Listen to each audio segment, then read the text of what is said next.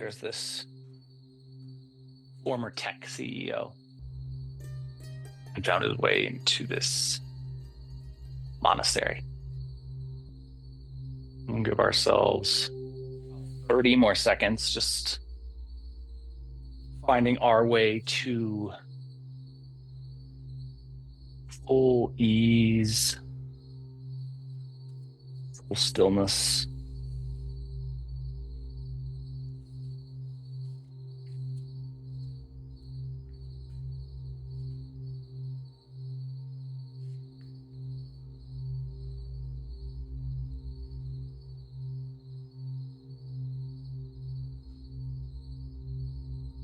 And then when it feels appropriate for you, let's take the hands up towards the ceiling or sky, almost facing one another, and then lift the gaze so you can look in between the hands here. And just feel the scapula kind of retract back.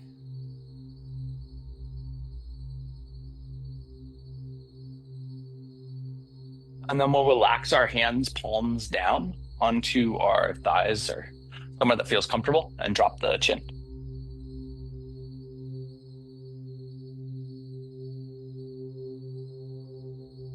And then let's inhale, we'll lift the chin, lift the hands, gaze.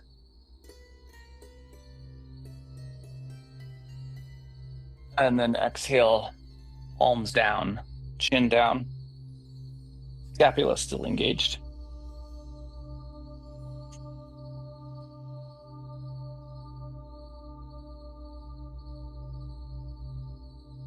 And then we'll bring our chin back to neutral. Palms staying down. Keep both hands connected to somewhere where they feel comfortable. Thighs is ideal, but if somewhere else is feeling comfortable, work with that. And we're just going to turn as much as is possible while staying connected with the hands towards the left.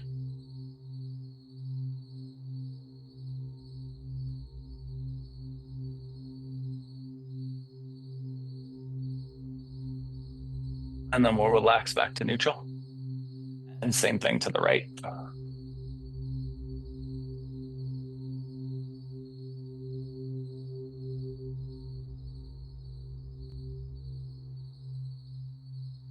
And we'll relax to neutral. Take our hands either to our sides, so grabbing kind of the sides of the pants or shorts, or interlaced behind you. Maintaining this nice verticality, neutrality through the torso. We're going to do the same twist, so we're exhaling towards the left.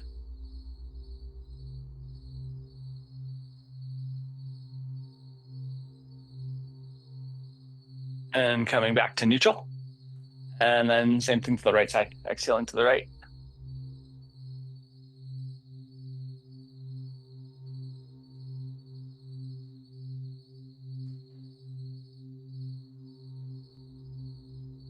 And relaxing back to neutral. Keep the hands where they are, so either at the sides or behind you, interlaced, whatever feels most comfortable. You could also just kind of go palms to the sacrum if that feels ideal. And then we're going to inhale and lift our chin towards the ceiling or sky.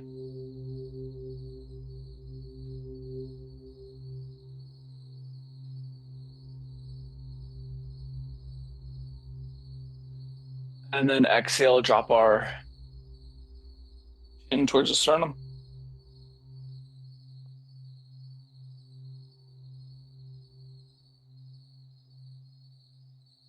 And let's inhale back to neutral. We'll bring the palms up, this time hands back onto our thighs or somewhere that feels comfortable. And just once again, try to find that stillness in your seat where you can feel as weightless as is possible. And so this former executive is at this monastery, and the monastery has this head monk. Thank you. We're back. This tech CEO who clearly isn't thrilled that we're telling this story. Maybe a tech CEO from Zoom. I don't know.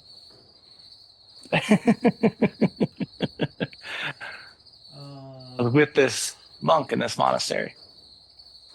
And he's seated in a shape not dissimilar to the shape we're seated in. Eyes are closed. And he's drifting into this space of meditation, meditativeness. When this thought about what's for lunch kind of scurries across his mind. His eyes open, he gets up, he goes over to the head of the monastery and he says, Master, I've trying to figure out the way to resolve my mind from wandering when I'm in these meditations. Let's transition to staff from here. So we're just going to extend our legs straight out in front of us and get the spine nice and vertical. And then take your right hand over to your left thigh and your left hand behind you. And we're just going to go to kind of a half turn. So trying to square up the shoulders towards the left edge of your mat. And here, the left arm is going to stay as straight as is possible. If the torso geometry doesn't feel right with your arm, you can use a blanket to help make that happen. You can fold that blanket as many times as is possible to help so that you get the geometry that feels ideal for you. But once we get this rotation, let's just breathe a little bit here. Ideally, your chin placement is relatively on a neutral plane, parallel with the floor, Matt.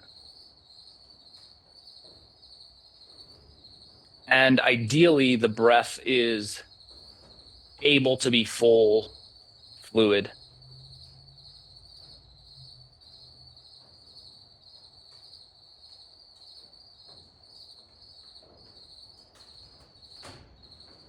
And so this head of this monastery looks back at this former tech CEO in his,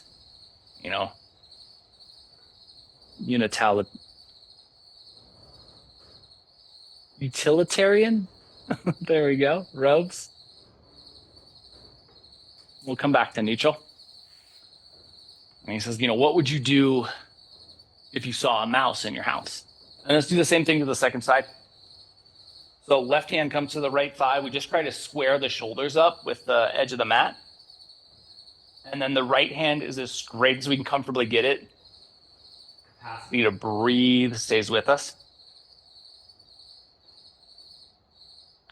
And so this former CEO says, I'd get a mousetrap. And head of the monastery says, and if that didn't work, what would you do? Thinks for a little bit, not a long time, but a little bit. Says, I'd probably get a better mousetrap. The head of this monastery says, and then goes back to sweeping. And this ex-CEO is kind of immediately aware that he's been dismissed from the conversation. Remember, we're looking for full, fluid, easy breaths here.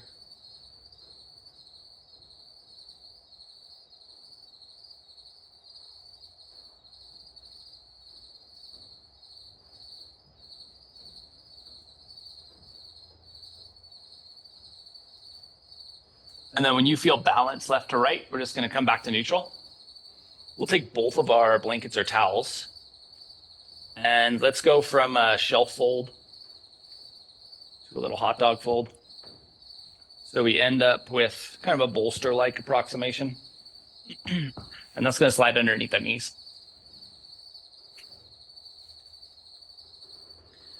And once we get these props set up, we are going to bring our hands onto either our ankles, our shins, or under the hamstrings, whatever feels the most comfortable for you. So wherever we can just kind of be at ease with a little bit of grip on our legs. And then we're just going to pull the shoulders back and lift the chin. And then keep the shoulders retracted and you'll exhale and drop the chin. And then as you inhale, see if you can get the shoulders back a little bit more as you lift the chin. Scapula back. Exhale. Staying with that retraction as the chin drops. Trying to capture as much of that subscapular musculature as possible. Inhale, we'll lift the chin. Shoulders go back maybe a little bit more. Exhale, drop the chin. One more time, we'll inhale, lift the chin. exhale, drop the chin. And then relax your way back into this modified staff. And try to feel the upper back relax as you release yourself into this little modified forward fold. Knees are supported in a bend, but remember you can bend them more.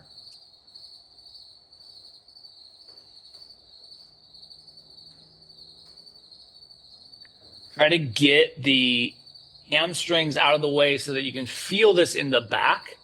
Ideally, we're kind of transcending hamstrings, transcending low back, and feeling this in the upper back musculature that we just worked on. But if you're feeling it in the low back, wonderful. We just need to create some more space there. So let's do that.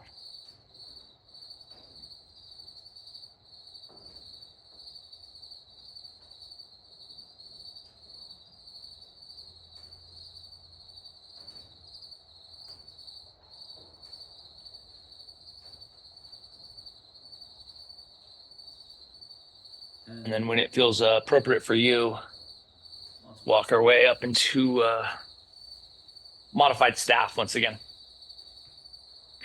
And take the arms out towards cactus. And then with an exhale, just turn your gaze over towards the right so that you're looking at that right elbow pit. And then inhale back to neutral. And we'll exhale over to the left.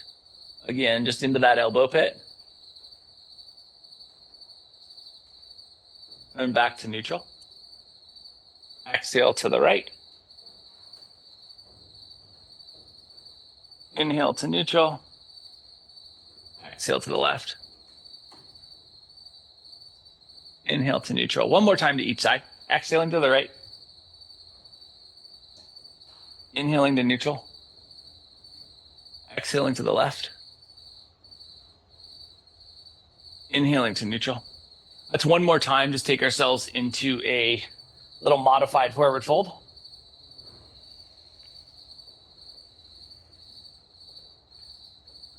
Just enough time to expand with your breath into that posterior chain of the torso. And so this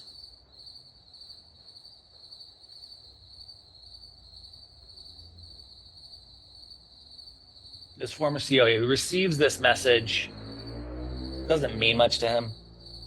You know, he doesn't know if he should be getting a better mousetrap or what the mousetrap would be for the thoughts in his brain, but he decides the best way would be to further his study. And so he takes advantage of the rich library that this monastery has. And he goes and he starts finding any book that might reference disruptive thoughts during meditation.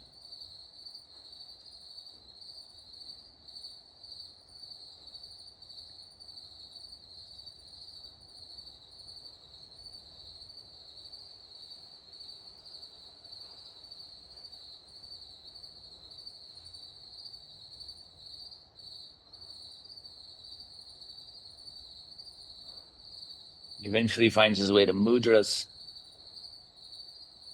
They all seem to be Sanskrit based, so he determines he needs to learn the ancient language. So he leaves the monastery to go study the texts, Sanskrit, in India. When it feels appropriate, let's bring ourselves back into this modified staff. We can take our blankets out from underneath us. They can stay as is. So the first one is going to come down behind us at the sacrum. And the second, just with a little overlap. And then our head is going to be the gauge here. So usually we're going to use the sacrum as the gauge, but the head's going to be the gauge. The head is going to be just above the doubling, so that it is likely just a little bit lower than the neck, right? So we should have that little overlap that kind of is the width of our neck, the length of our neck. And then The skull should sit just slightly below that neck adjustment. Arms here, if you can get them into T, that's perfect. If that's too much on the shoulders, go down by your side.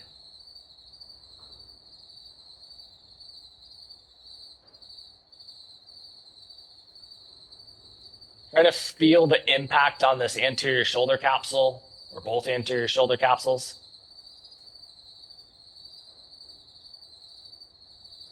And try to create impact with each exhale breath. Just to release into more and more space.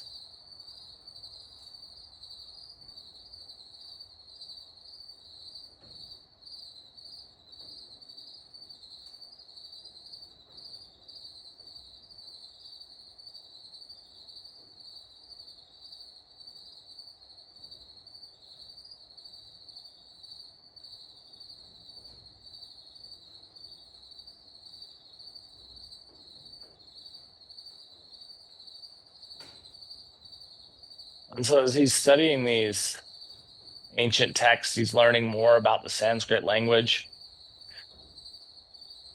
He's crafting these repetitive phrases that he's interweaving into his meditations.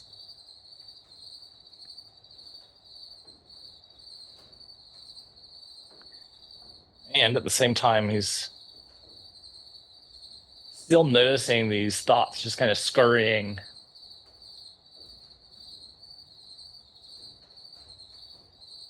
through his mind.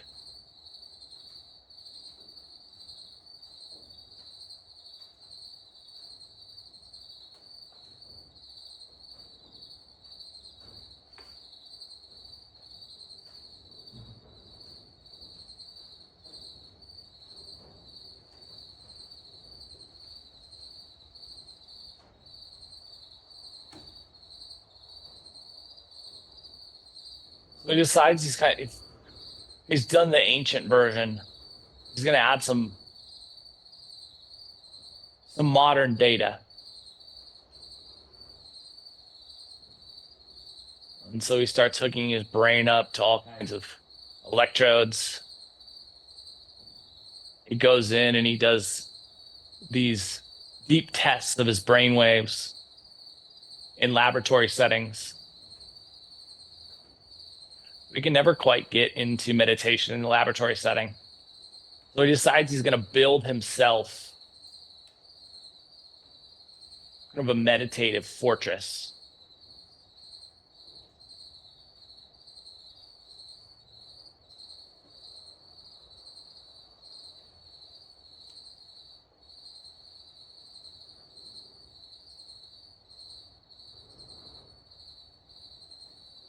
This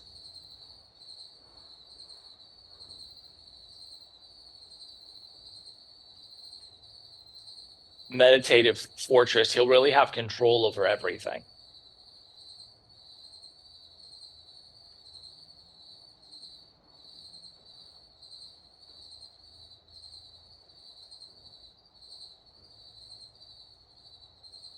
He's having these cooling systems put in that are silent.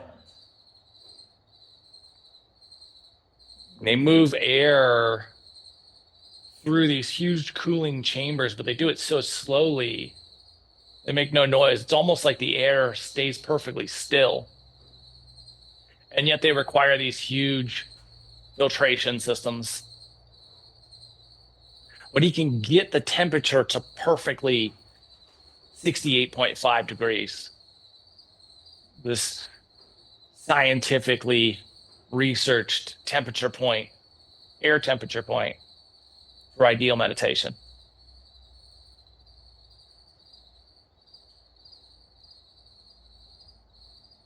And he can bring in different frequencies of sound, or he can remove sound completely from the room.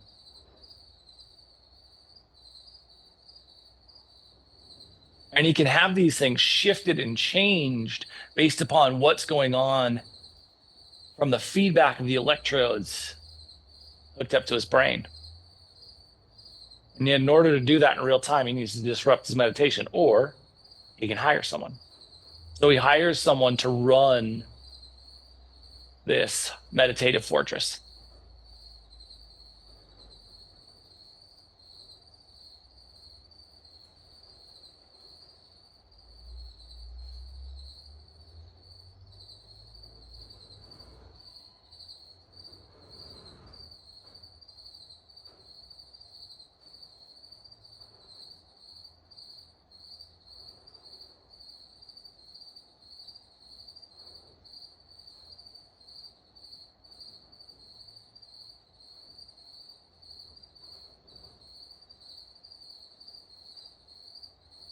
Give ourselves just 60 more seconds here. And so now when he wants to sit down to meditate, he goes into this building he's built for himself in his compound. He calls in this assistant who can run all of the technical systems.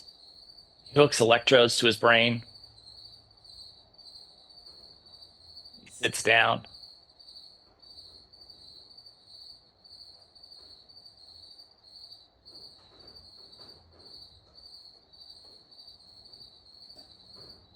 And he finds himself often wondering if the person who is running all of the technical tweaks, the sound frequencies, the temperature variations and the shifts, the olfactory sensory inputs, they need to be this super technical person, but they're not necessarily the spiritual person. So he hires a spiritual guide to guide the technical person to help set up his room for meditation.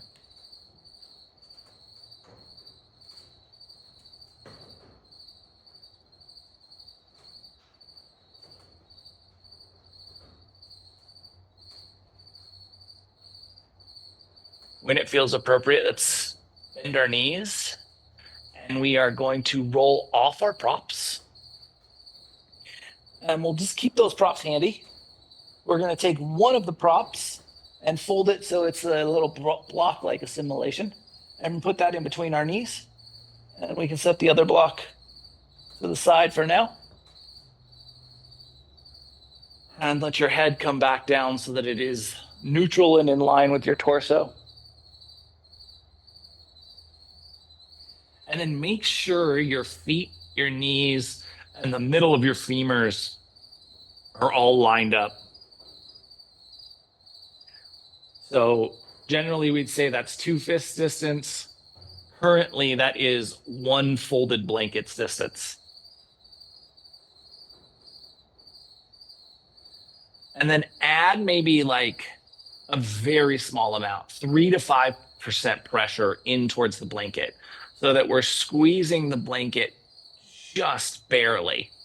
Just enough so that we know we're squeezing, but barely enough so that we're making an impact. And with an exhale, let's let the knees fall over to the left. Keep that little squeeze turned on. And then we'll inhale right back to neutral.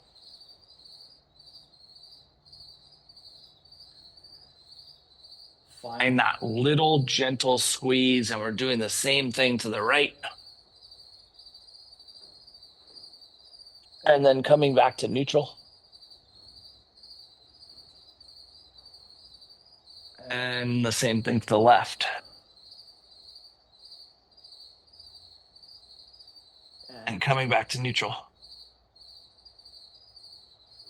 To the right.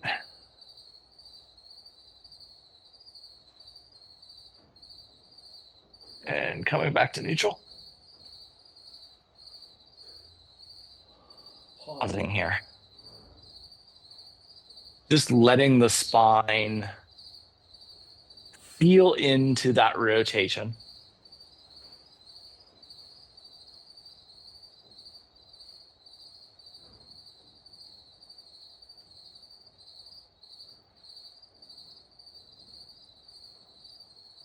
Exhale to the left.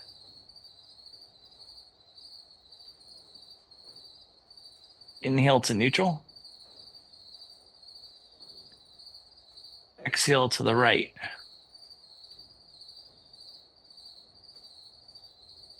Inhale to neutral. Now think about, as you come back to neutral, think about the anchoring in your right shoulder. And imagine that you're expanding away, or feel that you're expanding away from your right shoulder as you exhale the knees to the left. So the right shoulder is anchoring us as we rotate, trying to get this big lateral to anterior expansion as you land. And then land in a shape that's super comfortable. If you feel like you need a little extra support, you have that second blanket that can be folded so that it is also a block, or it could stay in that hot dog fold so that you have a little bit more rotation. Or if you feel like you can land comfortably in full rotation, land comfortably there. But make sure that you land in a way where you're comfortable and where your right shoulder is anchoring you. Then the gaze can be over towards the left. That feels accessible. It can be towards neutral, or if you really want to add some extra rotation, the gaze can be over to the right. Just depending on what feels advantageous for your spine. Think about stacking that upper and lower leg so that there's a deep rotation into this space. If it feels ideal for you to move that left hip back towards the center of the mat so that you can get more stacked, do so, but stay anchored in that right shoulder.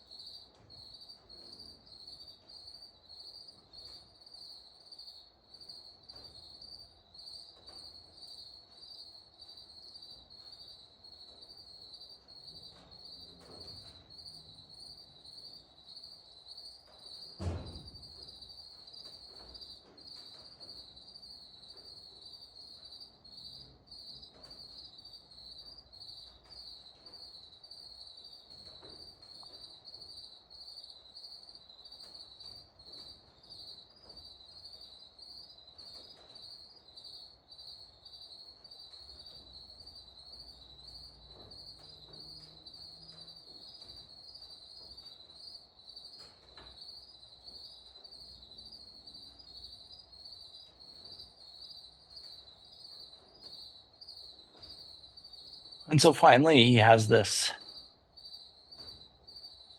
spiritual advisor who's advising his technical advisor, who's making shifts and tweaks and adjustments to his meditative fortress. And still, when he's all hooked up to all these electrodes, seated in this space, and he has these scent of rosemary being wafted into the room, and this perfect temperature of 68.5, and this perfect frequency of sound for the specific brain waves he's most interested in achieving in that meditation. Still, he finds thoughts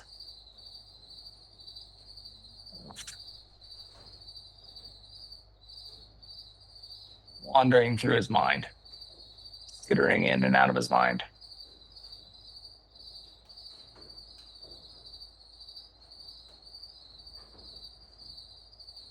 He often wonders if there are things that could make him more optimized.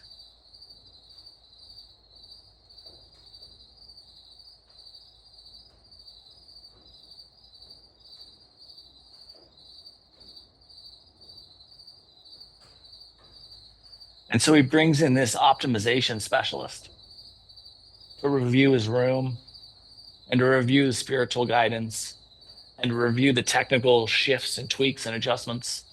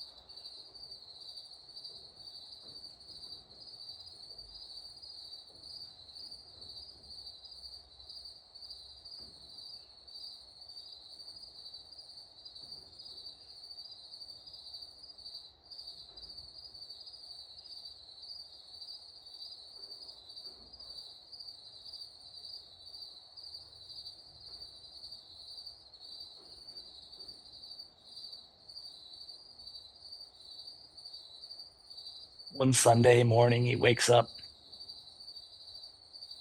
before sunrise. He knows that back in the monastery, those before sunrise meditations were the times when he felt the most connected.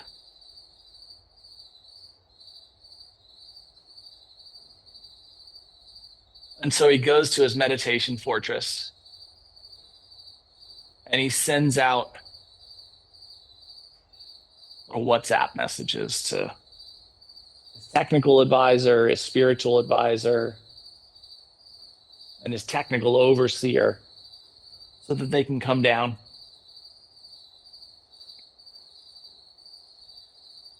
And they all come down. When they get there, they start hooking up all the electrodes.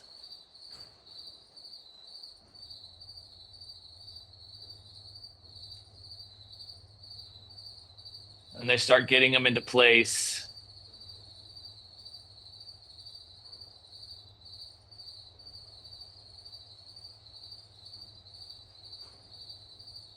By the time that he's ready,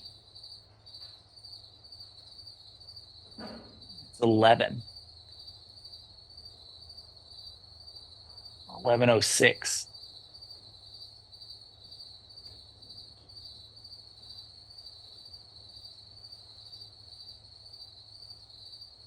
And he kind of looks around and he realizes, this isn't working.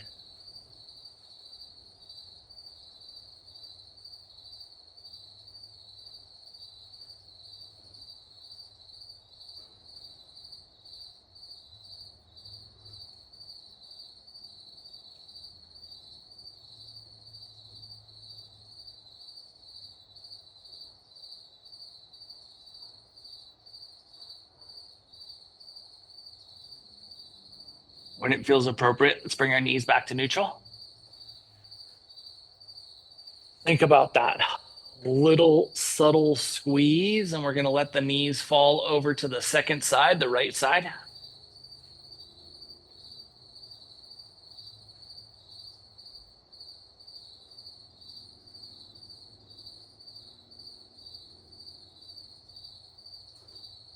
And so he wants to get back more to the traditions of meditation.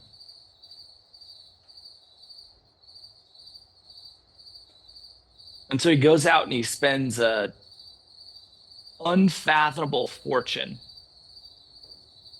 on a meditation cushion that a monk once achieved enlightenment while sitting upon.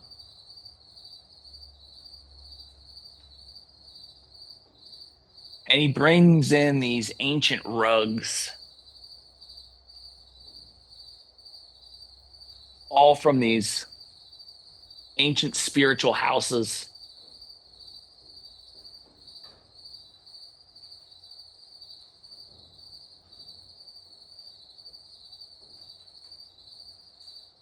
He sets them up in his meditation fortress. And he looks around and it looks much more like a place you would expect a meditation to happen now. There's these lamps and it looks the part.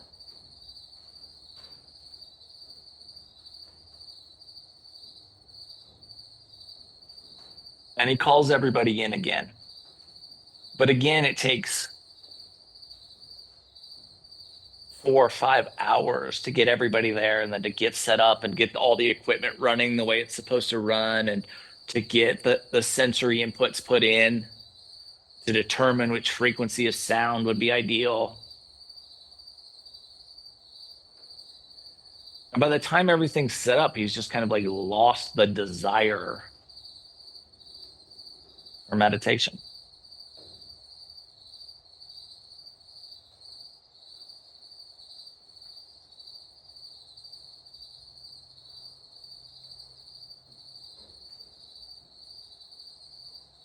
And so he has this harder epiphany. This isn't working epiphany. It's not working because it doesn't look right. It doesn't it's not working because it doesn't have all the technical aspects right. It's just not working.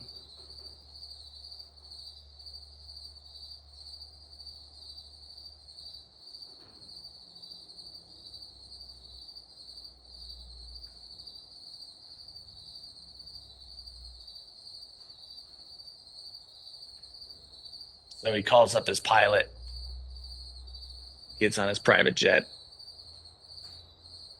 and he goes back to the monastery where he started his meditation journey.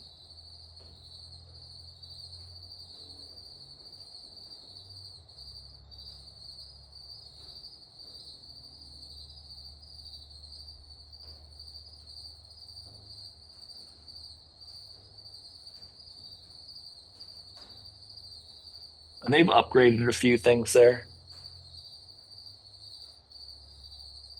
They have this big, loud, like swamp cooler, and they have electricity now. And he sees this master meditator who's taught him, and he's looking quite old, quite frail.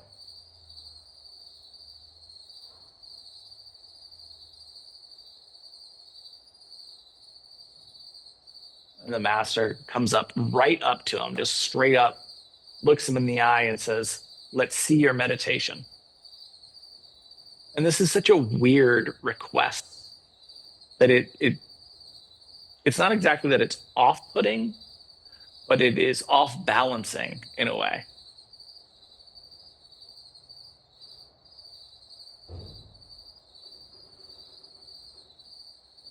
And so this former tech CEO, he goes over and he starts like adjusting the lighting, and he starts changing the intensity of the swamp cooler in this giant empty room.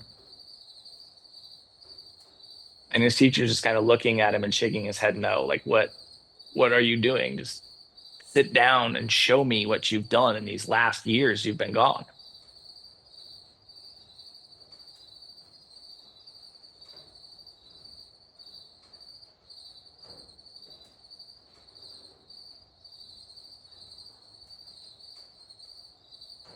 And so this ex CEO, he sits down and he's uncomfortable, so he asks for a cushion. The teacher kind of rolls his eyes, but pushes a cushion over to him with a broom. He sits down on this cushion, he closes his eyes, and he's immediately drawn to the temperature and the air moving against his skin.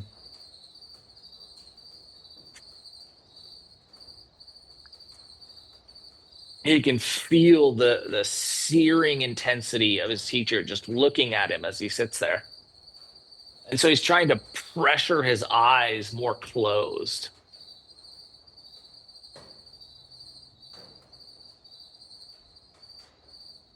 And his breath isn't rhythmic, it's chaotic and stressed.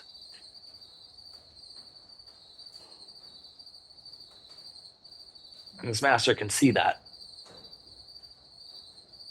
obviously.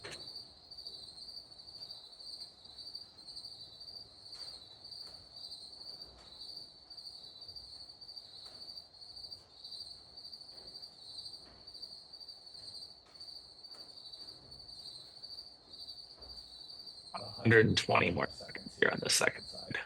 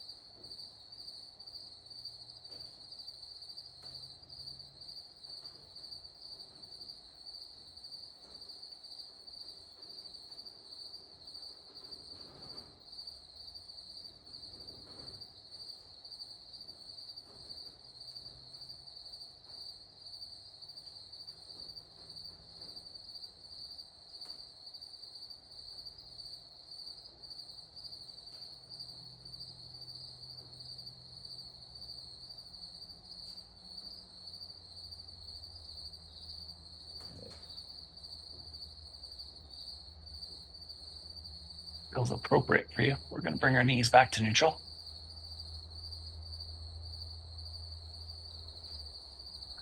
And keeping the blanket as is, just heel toe your feet out to the width of the mat.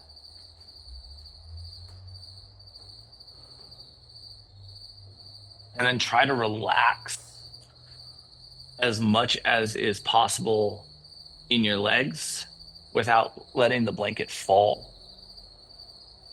Trying to deactivate as much musculature as possible so that we can let those big, long twists, folds settle in.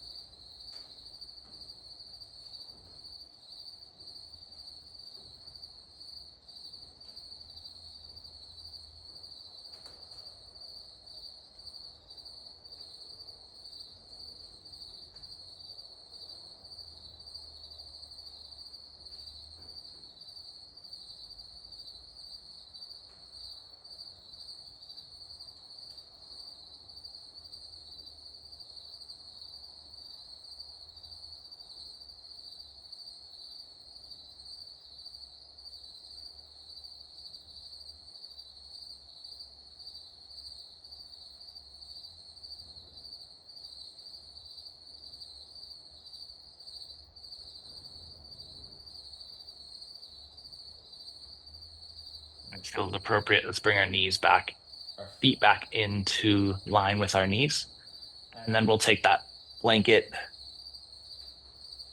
out from underneath us.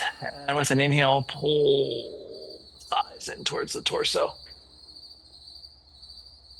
A little squeeze and compression here. Think of this less as a squeeze for the anterior hip crease, where we generally have our focus, and more of a squeeze for your lumbar expansion. So the tailbone can actually lift up here. The knees getting as close to the sternum as is possible helps to expand that lumbar space. And then we'll relax our feet back down to the mat and just let your body settle here. Ask yourself if you need any last little tweaks, adjustments, any last rotations, any last stretches, any last offerings before we find a little version of stillness for our Shavasana. And eventually, when you're ready, let's just drift into that stillness.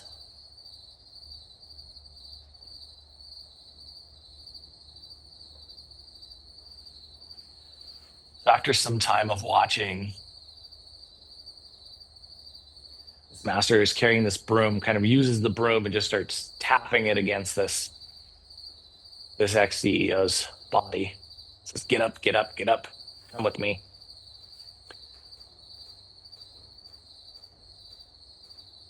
This, he gets up and he's just shamed that he couldn't. Obviously, the master knows he wasn't meditating. He's ashamed he couldn't. The master takes him into what they call their pantry, but it's this huge storage room where they keep their food. Mostly just simple legumes, grains. And he walks all the way into the back into this like tiny extra storage space where they keep these big, huge, like 150-pound bags of rice. There's a hole in the bottom of one. And there's a mouse who's eating the rice that's spilling out of this hole that he's chewed through.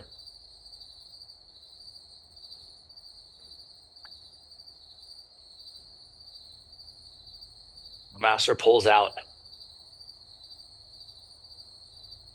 It's like torch lighter.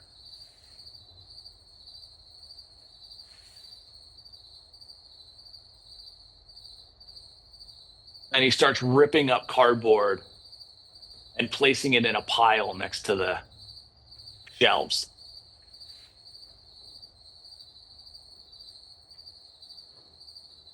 And finally, after this pile is just huge, massive pile of torn up cardboard, this former tech CEO asks, what are you doing, Master? He says, well, I'm following your lead. Don't you think it would be a good idea? There's a mouse here. Shouldn't we burn down the monastery?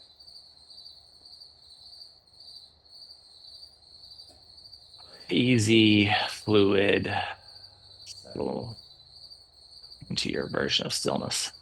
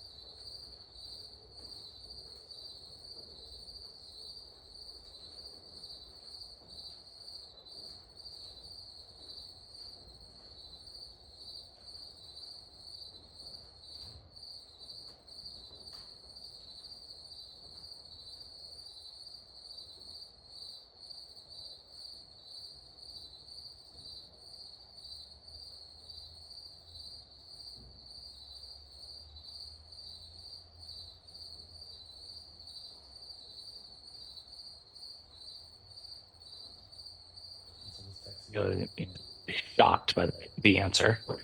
Says, no, I don't think that would be a good idea.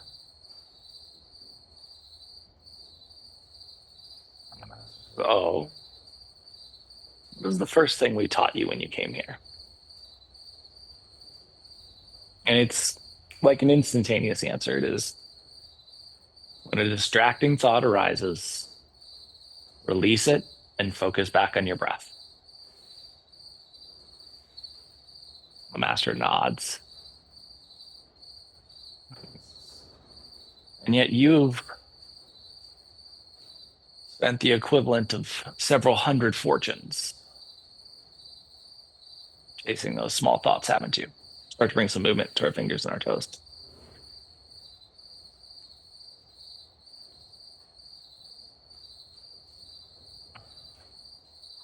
Our wrists, our ankles,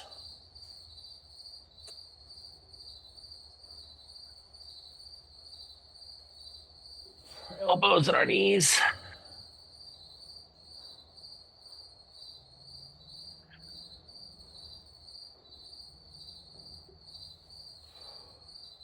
Shoulders and hips.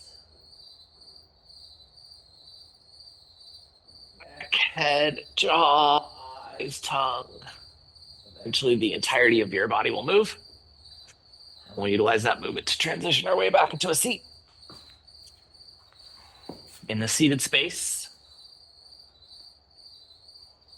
spine gets tall, breath gets fluid, eyes closed.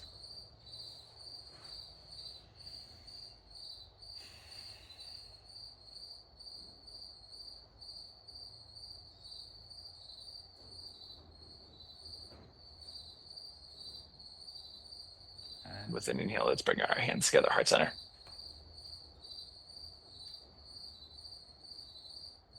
Over the course of the next 7 days,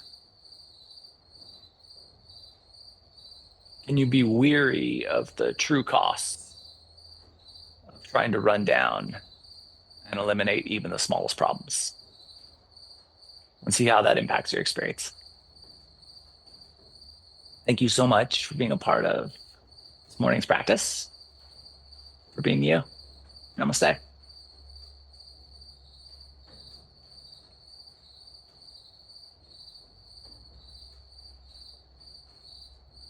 Sunday, guys. Appreciate the heck out of you being here. I'll be back tomorrow night if you want to move. If I see you then, have a beautiful day. If I see you next week, have a beautiful week. Love you. Mwah.